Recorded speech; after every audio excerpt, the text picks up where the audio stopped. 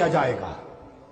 اب یہ میں ایک اور حدیث بیان کر رہا ہوں ان تمام کتب کی حوالوں سے کہ قبروں میں تمہارا امتحان لیا جائے گا، پرچہ ہوگا۔ اب حضور امتحان بتا رہے ہیں پورا کہ قبروں میں امتحان ہوگا، وہی کی گئی ہے کہ قبروں میں تمہارا امتحان، پوچھ گچھ، آزمائش ہوگی۔ صحابہ کرام چونک اٹھے کہ یا رسول اللہ قبروں میں ہمارا امتحان کیا ہوگا؟ آقا علیہ السلام نے فرمایا یؤتی احدکم فیقال ما علمک بہذا الرجل، میرا دیدار ہوگا اور پوچھا جائے گا بتاؤ اس ہستی کی معرفت کیا رکھتے ہو؟ نہ مر ربو کا، نہ مل اسلام، نہ مد دیما دینو، بتاؤ اس ہستی کے بارے میں کیا کہتے ہو؟ آقا نے فرمایا یہ امتحان لیا جائے گا قبروں میں تم سے۔ آقا خود ارشاد فرما رہے ہیں۔ پھر ایک اور روایت جس کو امام ترمذی نے کتاب الجنائز میں، ابن حبان نے مصنف ابن ابی شیبہ نے، امام ابن ابی عاصم نے، ان سب نے روایت کیا، اور ابو ہریرہ راوی ہے رضی اللہ تعالیٰ عنہ، قال قال رسول اللہ اذا قبر المیت وقال احدکم، کوئی جب قبر میں رکھ دیا جاتا ہے، اتاہ ملکان اسودان ازرقان، وہ دو فرشتے آتے ہیں اس رنگ کے، یقال لاحدہما المنکر والنکیر، منکر نکیر ان کا نام ہے، فیقولان، یہ حضرت ابو ہریرہ نے روایت کی، راوی الگ الگ آ گئے، سارے صحابہ ایک بات بتا رہے ہیں کہ ایک ہی بات پوچھی جائے گی، کیا؟ فیقولان ما کنت تقول فی ھذا الرجل، اے میت بتا اس ہستی کے بارے میں کیا کہا کرتا تھا، کیا عقیدہ اور کیا معرفت تھی؟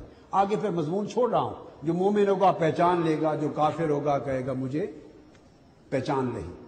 اور پھر حیرت کی بات یہ کہ پھر آگے حضرت سیدہ عائشہ ام المؤمنین روایت کرتی ہیں حضرت ابو ہریرہ کے ساتھ، جو ابن ماجہ میں روایت سنی، حضرت عائشہ صدیقہ اور حضرت ابو ہریرہ پھر ایک ہی حدیث روایت کرتے ہیں، عن النبی اما فتنۃ القبر، پوچھا گیا یا رسول اللہ قبر کا فتنہ کیا ہوگا؟ قال النبی صلی اللہ علیہ وآلہ وسلم فبی تفتنون وانی تسألون، یہ حدیث کے الفاظ ہیں۔ فرمایا قبر میں لوگوں میرے بارے میں امتحان ہوگا اور میرے بارے میں سوال ہوگا۔ آقا فرما سکتے تھے کہ ان امور کے بارے میں سوال ہوگا، ان امور کے بارے میں امتحان ہوگا، فرمایا نہیں، فبی تفتنون وانی تسألون، جب ہر شخص قبر میں رکھ دیا جائے گا تو لوگوں تم سے میرے بارے میں سوال ہوگا اور میری ذات کی نسبت تمہارا امتحان ہوگا۔ تو ثم یقال له یا رسول اللہ کیا ہوگا سوال؟ تو آقا نے فرمایا ما ھذا الرجل فیقول مؤمن محمد رسول اللہ۔ یہ ساری احادیث میں نے اس لیے آپ کو بیان کی۔ اور پھر حضرت اسماء بنت ابی بکر، امام احمد بن حنبل ایک اور حدیث میں روایت کرتے ہیں، آقا نے پھر فرمایا قد اریتکم تفتنون فی قبورکم ویسأل احدکم، میں نے دیکھا ہے قبروں میں تمہارا امتحان ہو رہا ہے اور تم سے پوچھا جائے گا ما کنت تقول، کیا کہتے تو ہستی کے بارے میں۔ یہ حدیث ابو سعید خدری نے بھی روایت کی، ما تقول فی ھذا الرجل، ایک ہی سوال ہوگا۔ اس کے بعد میں نے اپنی اس حدیث کی کتاب میں 3 سوالوں کی روایات حدیث پھر اس کے بعد وہ بھی جمع کر دی، جس میں ترتیب آئی ما کنت تقول، مر ربو کا، ما دینوں کا، اور ما کنت تقول فی ھذا الرجل۔ بس ختم کرتا ہوں، تطبیق کر دوں تاکہ اشکال نہ رہ جائے ذہنوں میں کہ بات کیا ہوئی پھر، کہ جن روایات میں 3 سوال آئے ان کی افادیت کیا ہے، اور اتنی کثرت کے ساتھ صحابہ کرام نے روایت کیا فقط ایک سوال، اور آقا نے خود فرمایا میرے بارے میں سوال اور میرے بارے میں امتحان ہوگا۔ اس میں حکمت کیا ہے؟ 2 حکمتیں جو میری سمجھ میں آئی ہیں، محدثین نے گفتگو کی ہے اس پر، مگر 2 بنیادی ٹھوس چیزیں ذہن نشین کرنے والی ہیں، یا یہ یا دونوں۔ یا ایک حکمت تو یہ ہے کہ جو پہلے سوال ہوں گے مر ربک ما دینک، یہ سوال نکھارنے کے لیے ہوں گے کہ بنیادی طور پر ایمان لانے والا مومن ہے یا کافر ہے، اللہ کو مانتا بھی ہے یا نہیں مانتا۔ پہلے تو یہ تفصیل ہوگی، تقسیم، اللہ کو مانتا ہے یعنی پہلا اس چیز کے لیے، جو نہیں مانے گا اس کی ایک کیٹیگری ہو گئی، اور جو کہے گا میرا رب اللہ ہے ایک کیٹیگری۔ جو کہے گا اللہ کو مانتا ہوں تو اللہ کو مسلمان بھی مانتے ہیں، یہودی بھی مانتے ہیں، عیسائی بھی مانتے ہیں، اللہ کو بہت سی امتیں مانتی ہیں۔ یہ الگ بات کہ پھر ان کے عقائد میں خرابی آ گئی تو پھر وہ اس کے ذمہ دار ہوں گے۔ تو جب یہ کہیں گے کہ ہم اللہ کو مانتے ہیں تو ماننے والوں سے اگلا سوال ہوگا کہ مانتے ہو تو ماننے والوں میں کون ہو، یہودی ہو، عیسائی ہو، مسلمان ہو، یہ پرکھنے کے لیے پوچھا جائے گا ما دینک، تمہارا پھر دین کیا ہے۔ جب یہ بات ہو گئی کہ یہ اللہ کو ماننے والے ہیں، ہم بھی تقسیم کرتے ہیں نا اہل الاسلام اور اہل الکتاب، کتاب کو مانتے ہیں، ان کو کفار نہیں کہا جاتا۔ جب تقسیم آ گئی کہ اللہ کو مانتے ہیں تو پوچھا جائے گا پھر تمہارا مذہب و ملت کیا ہے، یہودی ہو، عیسائی ہو یا مسلمان ہو، ما دینک۔ تو جو مسلمان وہ کہے گا دینی الاسلام، میرا دین اسلام ہے۔ تو پہلی حکمت جو سمجھ میں آئی وہ یا تو یہ ہے کہ پہلے دو سوال عالم انسانیت کی تقسیم کے لیے اور تفریق کے لیے اور تفصیل کے لیے ہیں کہ ماننے والے اور نہ ماننے والے ایک طرف ہو جائیں، پھر ماننے والوں میں سے یہودی عیسائی ایک طرف اور امت مسلمہ ایک طرف۔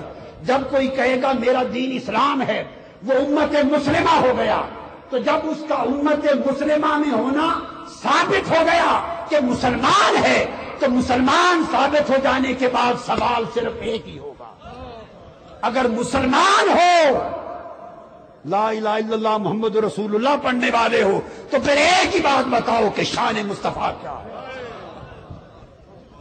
مسلمان ہو تو بتاؤ معرفت مصطفیٰ کیا ہے۔ تو باقی سوال کافروں کو جدا کرنے کے لیے اور یہودیوں عیسائیوں کو مسلمانوں سے جدا کرنے کے لیے، جب جدا کرتے کرتے مسلمان رہ گئے، امت مسلمہ کے لیے امتحان صرف ایک سوال کا ہے، بتاؤ عقیدہ محمد کیا ہے۔ اس لیے لوگوں اس نسبت کو پختہ کر لو، اس نسبت کو اور اس معرفت میں اپنی عافیت سمجھو اور اس کے لیے جیو اور مرو۔ اور دوسری حکمت جو سمجھ میں آتی وہ یہ کہ 3 سوالوں کا پرچہ ہے، امتحان ہے۔ 2 سوال آپ کو پہلے دیے، تیسرا ایک سوال ہے، اور پرچے میں ایک سوال لازمی ہوتا ہے، 2 اختیاری ہوتے ہیں۔ 2 اختیاری ہوتے ہیں، ایک لازمی ہوتا ہے۔ کہہ دیا جاتا ہے کہ جو اس تیسرے سوال میں فیل ہوگا اور پہلے 2 سوالوں کا جواب ٹھیک بھی ہوگا تو اس کو بھی دوزخ میں پھینک دیا جائے گا۔ فیصلہ وہ فیل ہوگا، فیصلہ تیسرے سوال پر۔ اور اگر پہلے سوال میں کوئی چھوٹی موٹی غلطی کوتاہی اعمال کی وجہ سے ہو گئی، تیسرا میرے مصطفیٰ کی پہچان کا جواب ٹھیک دے لے تو پہلے بھی معاف کر دے۔ اگر مر ربوں کا سوال قطعی ہوتا تو حتمی اور قطعی، اگر اس پر فیصلہ ہوتا ثواب و عذاب قبر کا تو قطعی سوال کے بعد آگے سوال نہیں کیا جاتا۔ آگے سوال تب کیا جاتا ہے کہ چلو تمہارا جواب لے لیا یس میں یا نو میں، مگر چلو آگے دیکھتے ہیں کیسے چلتے ہو۔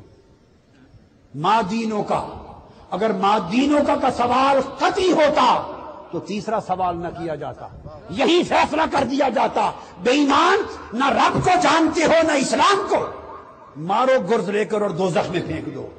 مگر رب کائنات نے کہا فرشتوں میرا بھی پوچھو جانتا ہے یا نہیں، میرے دین اسلام کا بھی پوچھو جانتا ہے یا نہیں، مگر مارو نہیں۔ تیسرے سوال کا انتظار کرو، ممکن ہے میرے اور میرے دین کے سوال کے جواب میں ممکن ہے ڈگمگا جائے، اب میرے یار کو پوچھو، میرے مصطفیٰ کو پہچان لے تو سارے معاف کر دینا، سارے معاف کر دینا۔ اس لیے فیصلہ تیسرے سوال پر ہوگا۔ جب حضور کو پہچان لے گا تو حدیث میں آتا ہے کہ اس دوزخ اور جنت دکھائی جائے گی، کہا جائے گا ھذا کان مقعدک فی النار ابدلک اللہ مقعدک فی الجنہ۔ اگر تم مصطفیٰ کی معرفت نہ رکھتے، نہ پہچانتے تو ٹھکانہ دوزخ تھا، اب یہ صرف مصطفیٰ کو پہچاننے کا وسیلہ اور تصدق ہے کہ تمہاری دوزخ کو جنت میں بدل دیا۔ تو گویا جنت بھی حضور کے وسیلے سے قبر میں ملے گی۔ اب وسیلے کا انکار کہاں سے؟